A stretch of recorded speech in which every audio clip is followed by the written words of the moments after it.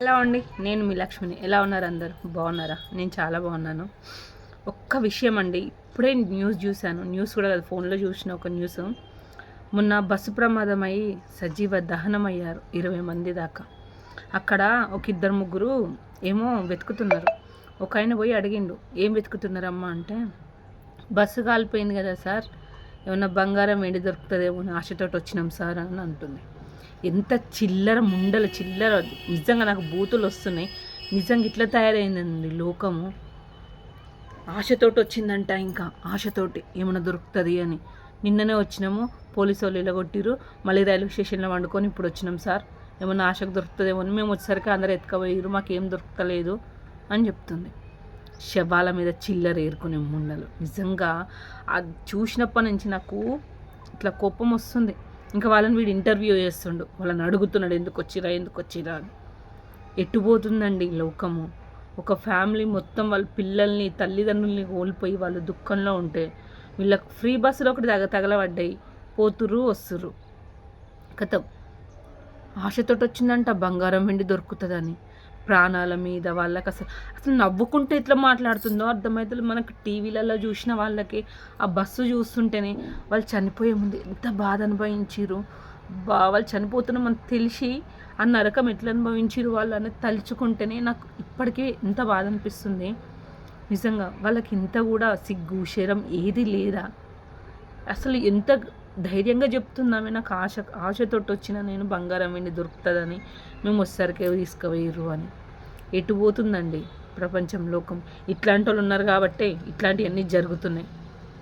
ఇట్లాంటి వాళ్ళు చేయబట్టుకే ఉన్న వాళ్ళందరూ ఆడవాళ్ళని కూడా తిడుతున్నారు లోకం. బంగారం వెండి ఆశతోటి వచ్చిందంట అక్క, పాపం డిసప్పాయింట్ అయినట్టుంది, ఏం దొరకలేదని.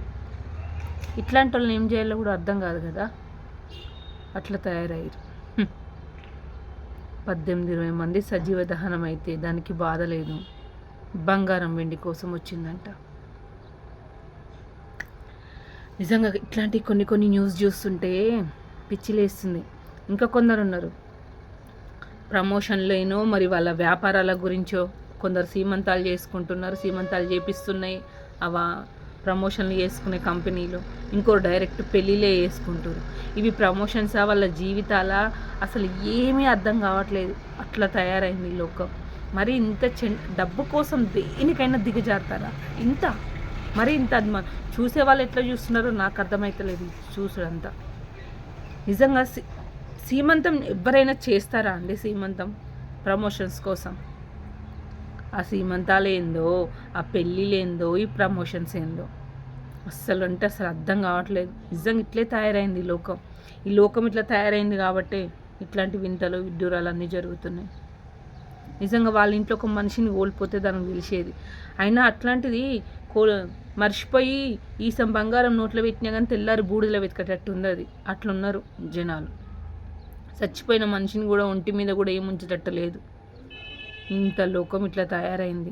నిజంగా అది చూడగానే సరే నాకు ఏదో తోసింది చెప్తా అని వీడియో అయితే చేసినండి. ఇట్లాంటి వద్దు ప్లీజ్. మీకు వీడియో కనుక నచ్చినట్టయితే లైక్ చేయండి. నేను లైక్స్ కోసం కూడా కాదండి, ఇట్లాంటి వాళ్ళు కూడా ఉన్నారు అని తెలవడం కోసమే. ప్లీజ్ దయచేసి చావు కన్నా విలువ ఇవ్వండి.